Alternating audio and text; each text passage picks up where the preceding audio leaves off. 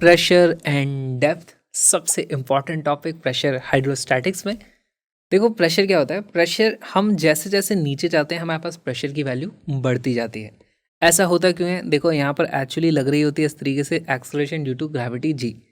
तो सारे के सारे पार्टिकल्स पे नीचे की तरफ फोर्स लग रहा है, सारे के सारे नीचे जाना चाहते हैं, सारे नीचे जाना चाहते हैं। तो ये सब देखो नीचे वाले जो होंगे उनके ऊपर कुछ फोर्स लग रहा है, तो वो दबेंगे थोड़ा, बेसिकली उसी के कारण उनके ऊपर प्रेशर आ जाता है। ऑलराइट, और एक चीज़ इंपॉर्टेंट होती है कि हमारे पास यहाँ पर होता है PATM, जिसको हम बोलते हैं एटमॉस्फेरिक प्रेशर, उसको हम P0 भी कई बार लिख देते हैं। एटमॉस्फेरिक प्रेशर की वैल्यू कितनी होती है, अप्रॉक्सीमेटली होता है हमारे पास 1.01 इंटू 10⁵ पास्कल के बराबर। ठीक, ये वैल्यू अक्सर आपको दे दी जाएगी, नहीं दिया होगा तो इसको आप अप्रॉक्सीमेटली 10⁵ पास्कल भी मान सकते हो। ठीक है, अब देखो अगर हमारे पास एटमॉस्फेयर है तो उसमें प्रेशर में उतना ज़्यादा चेंज नहीं होता। प्रेशर में चेंज होता है यहाँ से यहाँ। अब अगर लिक्विड में मैं नीचे आ रहा हूँ तो यहाँ पर भी होता है, लेकिन वो चेंज बहुत कम होता है। क्यों होता है अभी भी देख लेते हैं उसको। तो देखो जब भी हमारे पास प्रेशर का वेरिएशन होगा, है ना, मान लो मैं इस पॉइंट पे था, यहाँ से मैं इस तरीके से थोड़ा नीचे आ गया इस जगह पे, इस पॉइंट का नाम है जो भी है पॉइंट नंबर 1, वहाँ पर प्रेशर होगा P1। और ये जो हम हाइट नीचे आए हैं ये है H1, इसका नाम दे दिया। तो देखो मैं यहाँ पर लिखता हूँ कि P1 जो होगा वो होगा, P1 की वैल्यू होगी P0।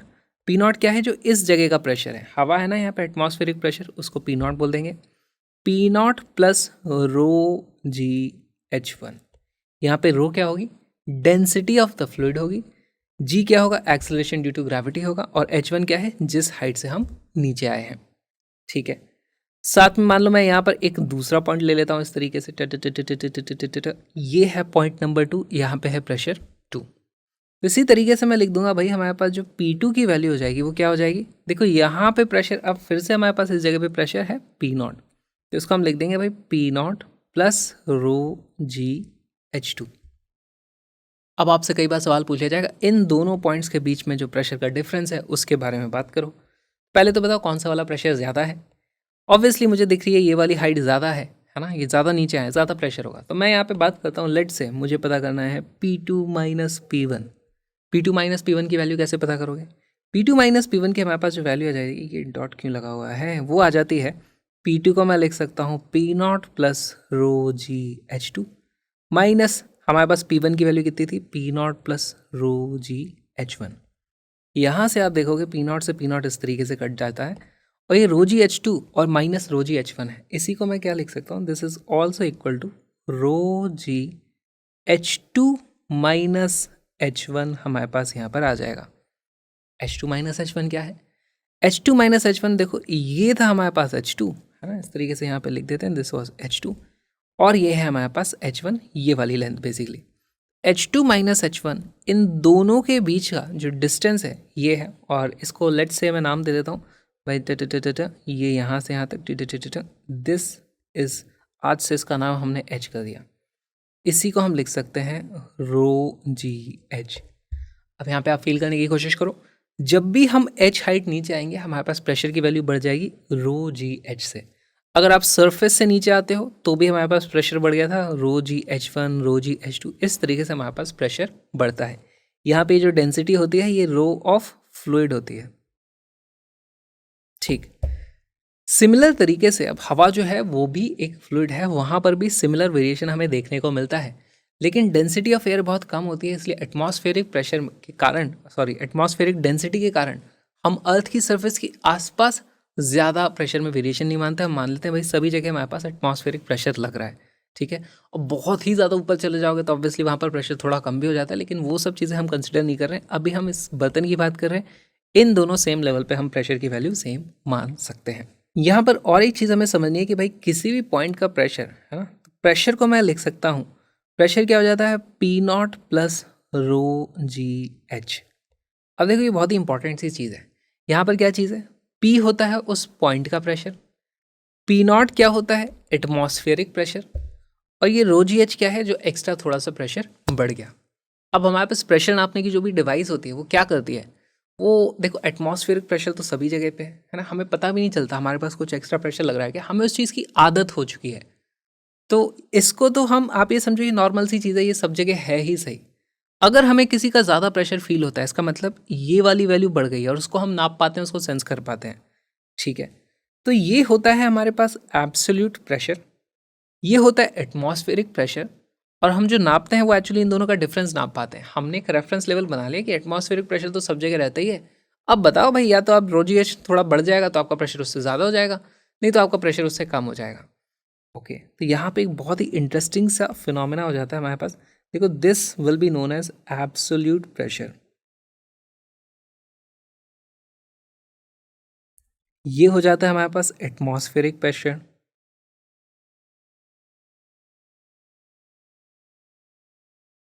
एटमॉस्फेरिक प्रेशर की वैल्यू कितनी होती है? 1.01 इंटू 10⁵ पास्कल, ठीक। फिर उसके बाद ये जो प्रेशर होता है, इसको हम एक्चुअली नापा करते हैं, है ना, और इसको बोला जाता है गेज प्रेशर,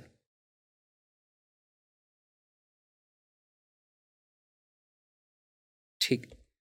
अभी हमने देखा था कि हमारे पास एब्सोल्यूट प्रेशर जो होता है वो कभी नेगेटिव नहीं हो सकता, है ना। This has to be always positive, always positive हमारे पास एब्सोल्यूट प्रेशर होता है।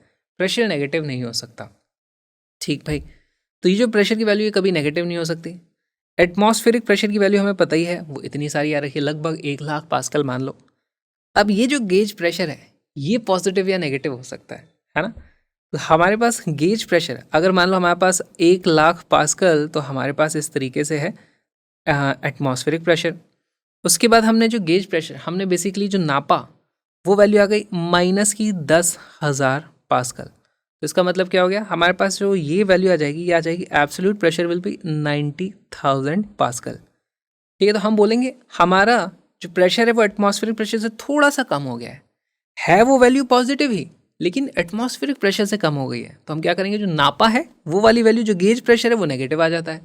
तो यहाँ पर ये gauge pressure can be negative, ये बहुत ही इंपॉर्टेंट चीज़ है, can be negative. Absolute pressure कभी नेगेटिव नहीं हो सकता, वो हमेशा पॉजिटिव होगा। गेज प्रेशर नेगेटिव हो सकता है, और ये बहुत ही इंपॉर्टेंट चीज़ है, कई बार इससे भी क्वेश्चन पूछे जा सकते हैं। ऑलराइट, इसमें एक और टर्म होती है हमारे पास, इक्वी प्रेशर लाइन्स। क्या होती है इक्वी प्रेशर लाइन्स? तो वो पॉइंट्स की लाइन जहाँ पे हर एक पॉइंट पे हमारे पास सेम प्रेशर हो जाए, नाम में आ रहा है इक्वी प्रेशर। तो यहाँ पे ऐसी कौन सी लाइन्स हमें दिखाई दे रही हैं? जैसे यहाँ पर देखो, ये मैंने इनफैक्ट ऑलरेडी एक लाइन बनाई हुई है ना, इस तरीके से।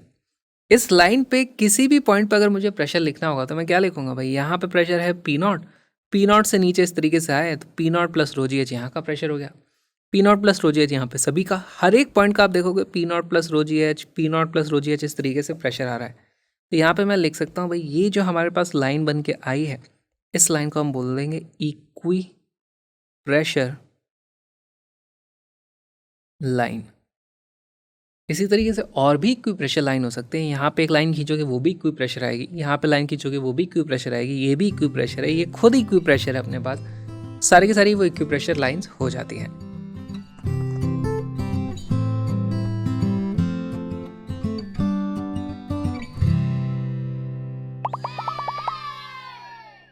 प्रेशर वेरिएशन के डायरेक्ट क्वेश्चन पूछे जाएंगे तो वो इतने ज़्यादा आसान हो जाएंगे कि पूछो मत, तो इसलिए वो पूछता ही नहीं है।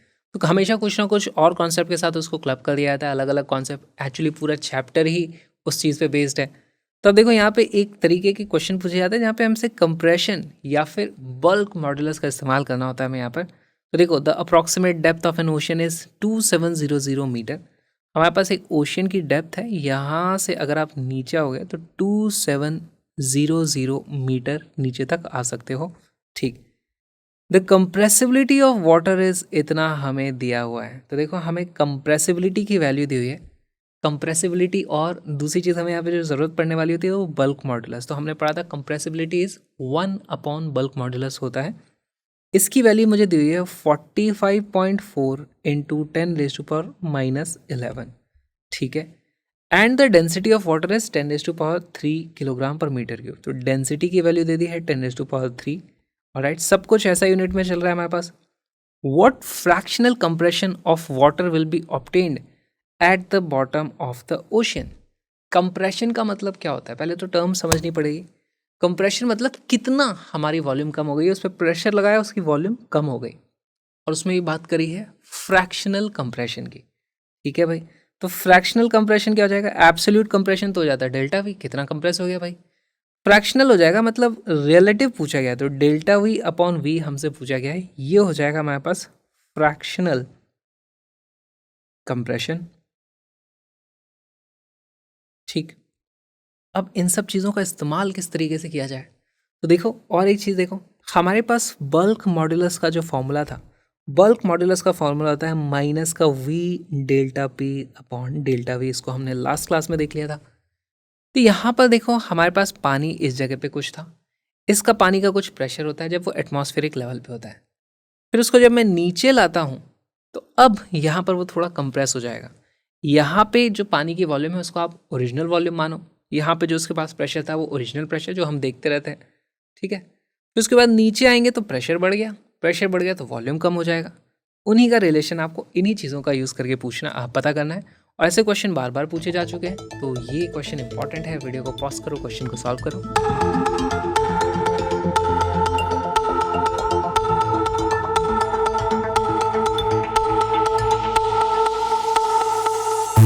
इसका करेक्ट आंसर है बी। सॉल्व करते हैं कैसे है, देखो हमसे फ्रैक्शनल कंप्रेशन की वैल्यू पूछी है, यहाँ से आप देखोगे डेल्टा वी अपॉन वी पूछा है, तो अगर डेल्टा वी को मैं इस तरफ ले जाऊँ, वी को नीचे ले जाऊँ, तो मेरे पास डेल्टा वी अपॉन वी आ जाएगा। उसकी वैल्यू कितनी आ जाती है, हो जाती है delta V upon V will be equal to, ये आ जाता है मेरे पास डेल्टा पी अपॉन बी के बराबर। अगर सिर्फ मैग्नीट्यूड की बात की जाए, ऑब्वियसली ये वाली वैल्यू नेगेटिव में होने वाली है। क्यों नेगेटिव होने वाली है, क्योंकि भाई वॉल्यूम कम हुआ है तो ये वैल्यू नेगेटिव आने वाली है।